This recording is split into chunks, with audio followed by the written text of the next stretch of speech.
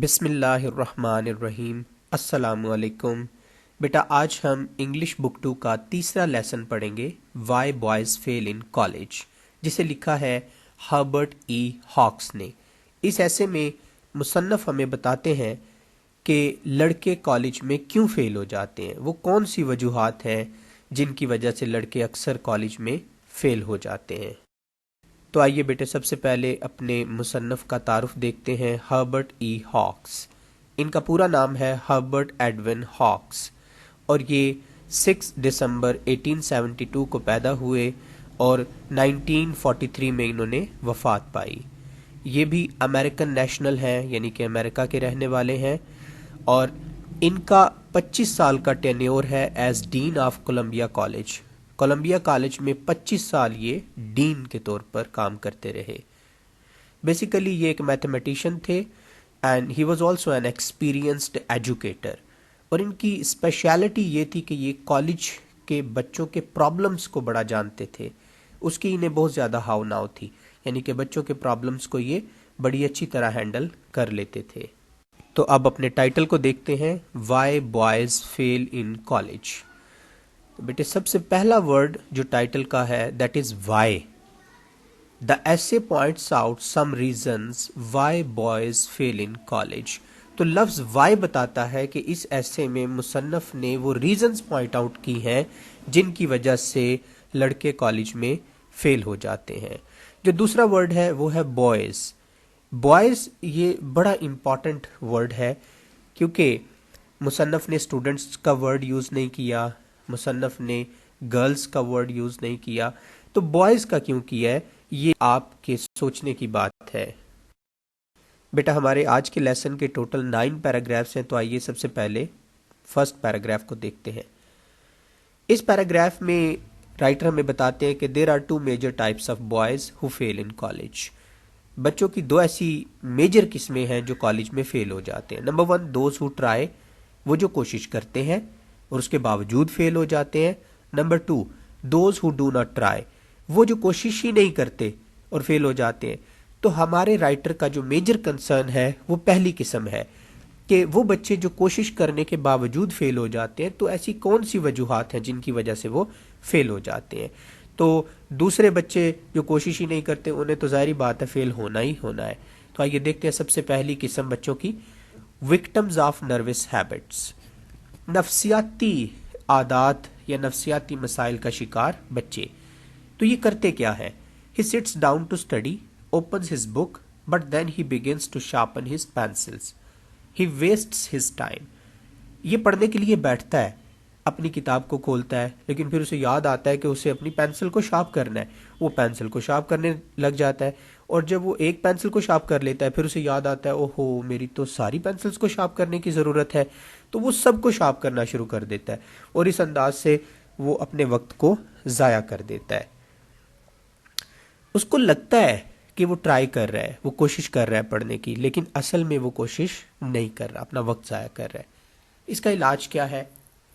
Know one can help ہم، اس کی کوئی بھی مدد نہیں کر سکتا، but the boy must take ہم سیلف بائی دا کالر، بلکہ لڑکے کو خود اپنے آپ کو کالر سے پکڑنا ہے اور سمجھانا ہے کہ بھائی اس کو صحیح سے اسٹڈی کرنا ہے، وقت ضائع نہیں کرنا۔ The second paragraph deals with victims of parents' mistaken ambition. ایسے بچے جو والدین کی غلط خواہشات کا شکار ہو جاتے ہیں، وہ بھی فیل ہو جاتے ہیں اکثر۔ یعنی کہ بچہ کچھ اور اسٹڈی کرنا چاہتا ہے اور والدین اس کو کہتے ہیں کہ نہیں نہیں بھائی تم یہ اسٹڈی کرو۔ بچہ رائٹر بننا چاہتا ہے، والدین کہتے ہیں تم ڈاکٹر بنو، تو بچہ پھر اسٹڈی میں انٹرسٹ نہیں لیتا، جس کی وجہ سے وہ فیل ہو جاتا ہے۔ The student does not take interest in his studies, he does not really try. تو چونکہ وہ اپنی اسٹڈی میں دلچسپی نہیں لیتا تو یہ بھی حقیقی طور پر کوشش نہیں کرتا۔ اس کا علاج کیا ہے؟ The college representatives should point out such cases on time and guide the parents. جو کالج کے نمائندے ہیں، ٹیچرز ہیں اور باقی لوگ ہیں، ان کو ایسے کیسز کو وقت پر پوائنٹ آؤٹ کرنا چاہیے اور ان بچوں کے والدین کو بلا کے گائیڈ کرنا چاہیے کہ بھی بچہ یہ پڑھنا چاہتا ہے، آپ اس کو اپنی مرضی سے سبجیکٹ رکھنے دیں۔ Third paragraph deals with victims of over confidence. یہ ایسے بچے ہوتے ہیں جو اپنے اوور کانفیڈینس کا شکار ہوتے ہیں، اپنے اوور کانفیڈینس کی وجہ سے فیل ہو جاتے ہیں. نو ڈاؤٹ کہ یہ بچے بڑے برائٹ ہوتے ہیں، بڑے انٹیلیجنٹ ہوتے ہیں، لیکن یہ خود پہ بہت زیادہ اعتماد کرنا شروع کر دیتے ہیں کہ جی کالج کی اسٹڈی تو ہمارے لیے کام ہی نہیں ہے، ہم تو ایسے چٹکی میں پاس ہو جائیں گے. The bright boy supposes he can float through college with as little effort as he did through school. تو یہ سوچتا ہے کہ میں کالج سے بھی ایسی آسانی سے پاس ہو جاؤں گا جیسا کہ یہ اسکول میں تھوڑی سی ایفرٹ سے پاس ہو گیا تھا. he does not really try. تو یہ بھی اصل میں کوشش نہیں کر رہا ہوتا. he is the most pitiable student. Writer کہتا ہے کہ یہ سب سے قابل ترس اسٹوڈنٹ ہوتا ہے، یہ اس کے لیے ایک ٹریجڈی ہوتی ہے کیونکہ اس میں تو صلاحیت موجود ہے لیکن یہ صلاحیت کے باوجود نہیں پڑھتا اپنے اوور کانفیڈنس کی وجہ سے. اس کا علاج کیا ہے، کیور کیا ہے؟ نو ون کین ہیلپ. تو کوئی بھی اس کی مدد نہیں کر سکتا. دا ادرس میں پوائنٹ آؤٹ دا پرابلم. دوسرے تو صرف اس کی پرابلم کو پوائنٹ آؤٹ کر سکتے ہیں کہ بھائی آپ کے ساتھ یہ مسئلہ ہے. The boy must change his attitude before failure. تو فیل ہونے سے پہلے لڑکے کو اپنا رویہ تبدیل کرنا ہے اور یہ کوئی آسان بات نہیں ہوتی ہے. تو ایسے بچوں کو اپنا تبدیل کرنے کی کوشش کرنی چاہیے. Fourth paragraph deals with victims of health problems. صحت کے مسائل کا شکار جو بچے ہیں وہ اس پیراگراف میں بیان کیے گئے ہیں. یہ بھی ہمارے ہاں بہت زیادہ بچے پائے جاتے ہیں جن کو ہیلتھ ایشوز ہوتے ہیں، اور ہیلتھ ایشوز جو ہے وہ فزیکل بھی ہو سکتے ہیں، مینٹل بھی ہو سکتے ہیں، جسمانی بھی ہو سکتے ہیں اور ذہنی بھی ہو سکتے ہیں. مثلا جسمانی میں ٹیوبرکلوزز، بیڈ ٹانسل، سلیپنگ سکنس، پور ڈائجسشن، یہ سارے کے سارے مسائل بچے کی اسٹڈی کو افیکٹ کرتے ہیں. اور ذہنی مسائل میں مینٹل اینڈ نروس ڈیفیکلٹیز شامل ہیں. He can not concentrate on his studies. تو ان مسائل کی وجہ سے، اپنے صحت کی مسائل کی وجہ سے یہ اپنی اسٹڈیز پر کنسنٹریٹ، فوکس نہیں کر پاتا. He is unable to do satisfactory college work. اس بچے کی نشانی یہ ہوتی ہے کہ یہ کوئی سیٹسفیکٹری کالج ورک نہیں کر پاتا، جو ٹیچر کام دیتا ہے اسے مکمل طور پر نہیں کر پاتا. کیور، اس کا علاج کیا ہے؟ The student, parents and college authorities should point out the case and the student should under go a thorough physical examination. بچے کو، اس کے والدین کو اور کالج کی اتھارٹیز کو ایسے کیسز کو وقت پر پوائنٹ آؤٹ کرنا چاہیے اور بچے کا مکمل فزیکل چیک اپ کروانا چاہیے تاکہ اس کی پرابلم دور ہو سکے، اس کی صحت اچھی ہو سکے اور وہ اپنی اسٹڈی پر اچھے سے فوکس کر سکے. Paragraphs number 5 and 6 describe victims of financial problems. مالی مسائل کا شکار بچے. یہ وہ ایسے بچے ہیں جو مالی طور پر تھوڑے کمزور ہوتے ہیں، تو ان کے والدین انہیں یہ کہتے ہیں کہ بھائی آپ کو اسٹڈی اپنے بھلے کے لیے کرنا ہے تو آپ اپنے اخراجات خود برداشت کریں، یعنی کہ اسٹڈی کے اخراجات، ایکسپینسز خود اٹھائیں. تو اس کے لیے انہیں کام کرنا پڑتا ہے. تو پھر ہوتا کیا ہے؟ Neither he can earn well nor study. نہ تو وہ اچھے سے کما پاتے ہیں اور نہ ہی اچھی اسٹڈی کر پاتے ہیں. بیسیکلی تو یہ پیرنٹس کی رسپانسبلٹی ہے کہ اس کی اپ برنگنگ کے، اس کی اچھی ہیلتھ کے، اس کی اسٹڈی کے اخراجات برداشت کرے، لیکن پیرنٹس اس بات سے انکار کر دیتے ہیں تو پھر بچے کو کام کرنا پڑتا ہے. اس کا علاج کیا ہے؟ The parents, college authorities and government should manage his study expenses. تو والدین کو، کالج کی اتھارٹیز کو اور گورنمنٹ کو اس کے اخراجات مینیج کرنے چاہیے، اسکالرشپ کے ذریعے یا فنڈز کے ذریعے. اس قسم کے بچے ہمارے ملک میں بہت زیادہ پائے جاتے ہیں. تھرڈ ورلڈ کنٹریز میں اس طرح کے بچوں کی تعداد بہت زیادہ ہے جو کہ مالی وسائل کی وجہ سے، مالی پرابلمز کی وجہ سے وہ فیل ہو جاتے ہیں. Paragraph number 7 deals with victims of athletic sports and so called literary activities. ایسے بچے جو کھیل کود اور نام نہاد لٹریری ایکٹیویٹیز کا شکار ہو جاتے ہیں اور اپنا وقت ان ایکٹیویٹیز میں ضائع کر دیتے ہیں، پڑھ نہیں پاتے، وہ بچے بھی فیل ہو جاتے ہیں. These students take more interest in sport and other activities than their studies. تو یہ بچے زیادہ دلچسپی کھیل کود میں لیتے ہیں اور دوسری ایکٹیویٹیز میں لیتے ہیں. They cannot focus on their studies. وہ اپنی اسٹڈیز پر، اپنی پڑھائی پر فوکس نہیں کر پاتے، کنسنٹریٹ نہیں کر پاتے، اپنا وقت ضائع کر دیتے ہیں. تو college is not made for sports. تو کالج کوئی اسپورٹس کے لیے تھوڑی بنا ہے، کالج کھیل کود کے لیے نہیں بنایا گیا، یہ تو پڑھائی کے لیے بنایا گیا ہے. ان کا علاج کیا ہے؟ They should be asked to become professional players. تو انہیں کہا جائے اگر یہ اچھے پلیئرس واقعی میں ہیں تو یہ کو پروفیشنل اکیڈمی جوائن کرے جہاں پر یہ پروفیشنل پلیئرس بن سکیں. Paragraph number 8 deals with lazy bluffers. سست قسم کے بے مقصد نکمے دھوکے باز اسٹوڈنٹس. تو یہ بچے تو بڑے ہی عجیب قسم کے ہوتے ہیں.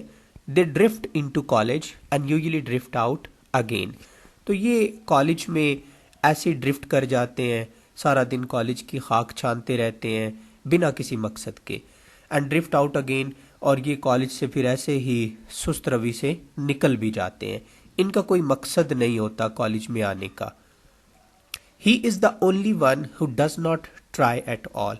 یہ سبق میں ہمارے ایک واحد وہ بچہ ہے جو بالکل کوشش ہی نہیں کرتا، یعنی کہ یہ سیکنڈ میجر کیٹیگری میں فال کرتا ہے، those who do not try. ٹھیک ہے، تو یہ بچہ بالکل کوشش ہی نہیں کرتا. They do not have any serious interest in life. انہیں زندگی میں کوئی سنجیدہ دلچسپی نہیں ہوتی، یہ بالکل سنجیدگی سے کام نہیں لیتے. انہیں پتہ ہی نہیں ہے کہ یہ پیدا کیوں ہو گئے ہیں، یہ کالج میں کیوں آ گئے ہیں، یہ پڑھ کیوں رہے ہیں. ٹھیک ہے، ان کا علاج کیا ہے؟ ان کا علاج بڑا دلچسپ ہے. Let them retire to the cold world. انہیں کولڈ ورلڈ میں، باہر کی دنیا میں چھوڑ دیا جائے. They will know their worth اور ڈیمانڈ.